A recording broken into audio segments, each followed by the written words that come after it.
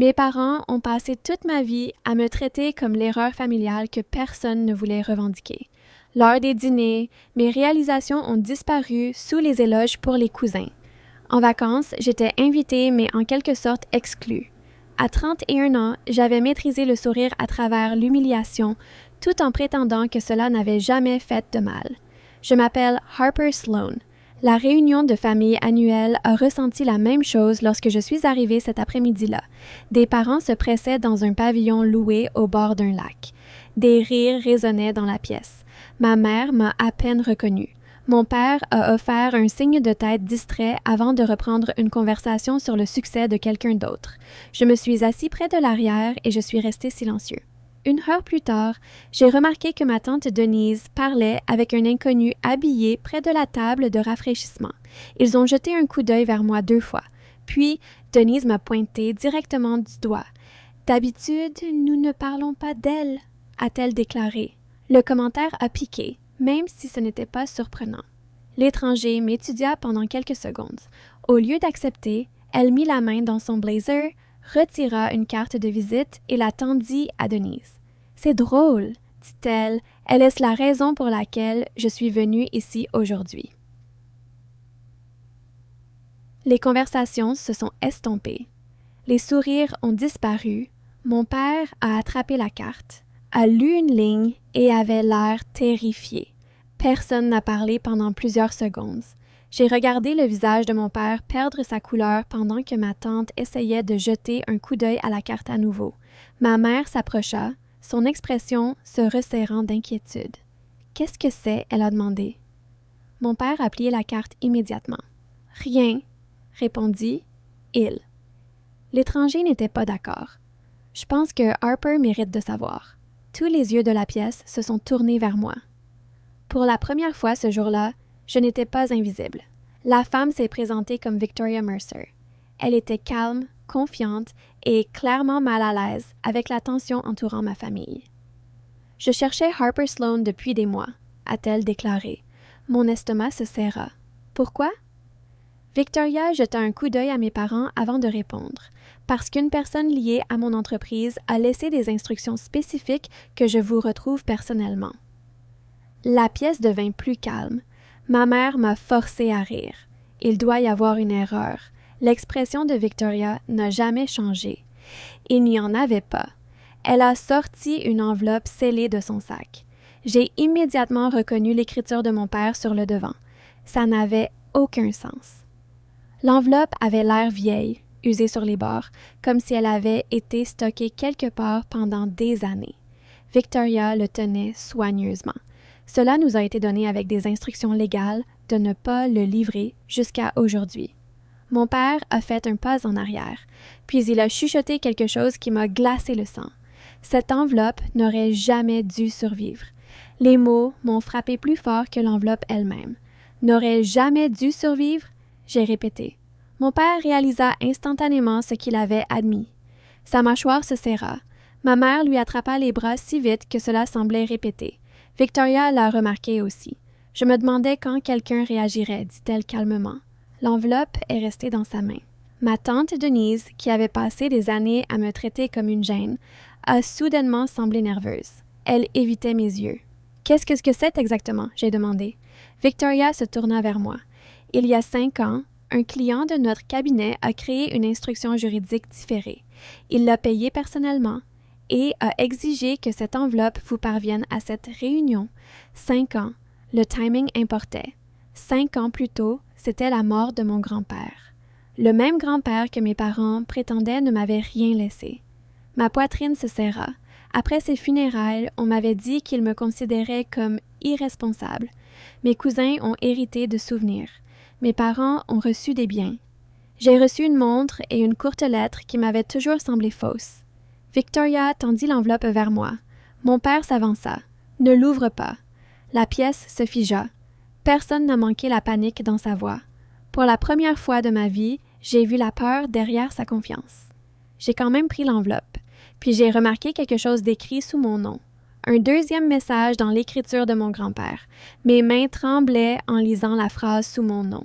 Si cela vous parvient, la vérité leur a finalement échappé. un frisson m'a traversé. Je connaissais l'écriture de mon grand-père. J'avais regardé des cartes d'anniversaire et des notes manuscrites de lui pendant des années. Il n'y avait pas d'erreur. Ma mère a détourné le regard en premier. Ça m'a tout dit. J'ai soigneusement ouvert l'enveloppe pendant que les proches regardaient dans un silence complet. À l'intérieur se trouvait une lettre et une clé B. La lettre commençait par seulement 3 mots. Harper, pardonne-moi. Ma vision s'est brouillée. Les paragraphes suivants expliquaient que mon grand-père avait découvert quelque chose des mois avant sa mort. Il croyait que certains membres de la famille cachaient des dossiers financiers liés à la propriété qu'il avait l'intention de me laisser. Selon lui, ces enregistrements ont disparu après qu'il les ait confrontés. J'ai arrêté de lire. Mon père fixait le sol. Ma mère avait l'air de s'effondrer. Victoria parla doucement. La clé USB contient des pièces justificatives. Ma tante Denise s'est soudainement avancée. Rien de tout cela ne prouve quoi que ce soit. L'interruption semblait désespérée. Victoria a ouvert un dossier. En fait, c'est le cas. Elle a retiré plusieurs copies certifiées conformes et les a placées sur une table voisine. Les parents se sont immédiatement rassemblés. En quelques secondes, des chuchotements choqués se répandirent dans la pièce. Puis mon cousin Ethan a regardé directement mon père et a posé une question. « Papa, pourquoi la signature de l'oncle Mark est-elle sur chaque document modifié? » La pièce a éclaté dans la confusion. Mon père, Mark Sloan, avait passé des décennies à se présenter comme la personne la plus digne de confiance de la famille. Regarder des proches, regarder ces documents semblait irréel. Ethan a pris une autre page. « Ce n'est pas une signature, » a-t-il dit. « Il y en a des dizaines. Personne ne s'est disputé avec lui. La preuve était bien en vue. Registre de propriété, demande de transfert, états financiers. Chaque document montrait des changements qui bénéficiaient à mes parents tout en réduisant ce que mon grand-père me destinait. Ma mère a finalement parlé. « Tu te méprends sur tout. » Mais sa voix manquait de conviction. Victoria ouvrit à nouveau le dossier. Il y a plus. Elle a produit des copies de courriels et de relevés bancaires. Les transactions remontent à des années. L'argent a transité par des comptes contrôlés par mes parents peu de temps avant la finalisation de la succession de mon grand-père. Je me sentais physiquement malade.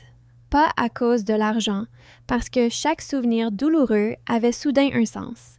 Les critiques constantes, l'exclusion, la façon dont ils ont découragé toute relation entre moi et mon grand-père pendant ces derniers mois.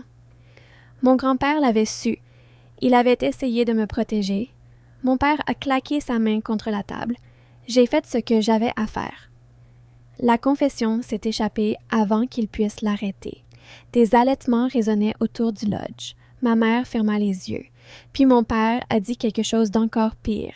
Il allait détruire cette famille pour elle. La déclaration était suspendue dans l'air comme de la fumée après un incendie. Pendant des années, je me suis demandé pourquoi rien de ce que je faisais n'était jamais suffisant. Debout là, j'ai finalement compris. Mon père ne m'a jamais vue comme une famille, il me voyait comme une menace. Une menace? J'ai demandé tranquillement. Ses yeux rencontrèrent les miens. Tu étais sa préférée. L'amertume dans sa voix semblait plus ancienne que moi. Les proches ont échangé des regards inquiets. Personne ne semblait préparé à ce qui se déroulait. Mon père a ri une fois, sans humour. Il avait prévu de vous laisser les propriétés au bord du lac, les comptes d'investissement, presque tout ce qu'il a construit. La pièce redevint silencieuse.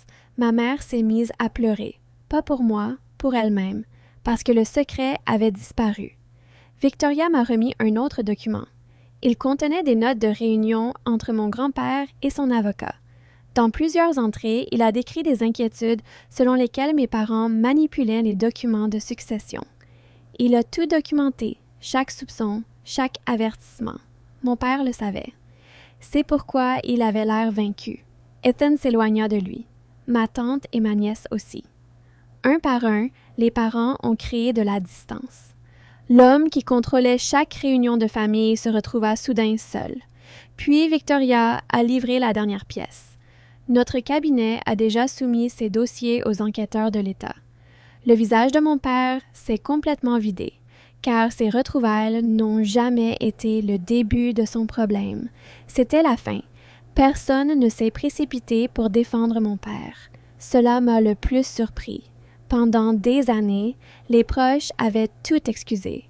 Chaque insulte envers moi est devenue une blague.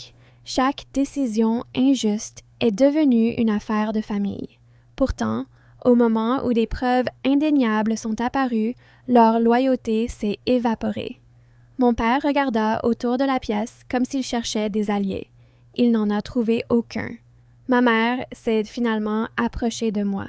Des larmes striaient son maquillage. « Harper, s'il te plaît, écoute. » J'avais attendu toute ma vie d'entendre ces mots. Étrangement, ils ne signifiaient plus rien maintenant. Quelle partie devrais-je écouter? J'ai demandé. La partie où tu laissais croire à tout le monde que j'étais indésirable, ou la partie où tu as aidé à voler grand-père? Elle est complètement tombée en panne. La réponse était écrite sur son visage, les deux. Victoria resta près de la porte, observant tranquillement. Puis mon cousin Ethan m'a tendu son téléphone. Une vidéo jouait. Il avait été enregistré des années plus tôt. Mon grand-père est apparu à l'écran, plus âgé et plus faible que dans mes souvenirs, mais incontestablement lui-même. La salle entière s'est rassemblée autour. « Je ne sais pas si tu vois ça, Harper, » dit-il. « Si c'est le cas, alors les gens en qui j'avais confiance nous ont déjà trahis tous les deux. » Ma gorge se serra. Puis il a regardé directement dans la caméra et a révélé quelque chose qu'aucun de nous n'attendait. L'héritage n'a jamais été la chose la plus importante qu'il a laissée derrière lui. La pièce était immobile pendant que mon grand-père continuait à parler. « L'argent peut être remplacé, » a-t-il déclaré. « La terre peut être vendue, les comptes peuvent disparaître. Le personnage ne peut pas. » Son sourire fatigué apparut brièvement. « Harper, si tu regardes ça, j'ai besoin que tu comprennes quelque chose. Tu n'as jamais été le mouton noir. Tu étais la seule personne prête à rester honnête quand l'honnêteté coûtait quelque chose. » Des larmes ont rempli mes yeux. Toute ma vie, j'avais porté des étiquettes créées par d'autres personnes. Difficiles, indésirables, décevants. Pourtant, la seule personne qui me connaissait vraiment n'avait jamais cru aucun d'eux.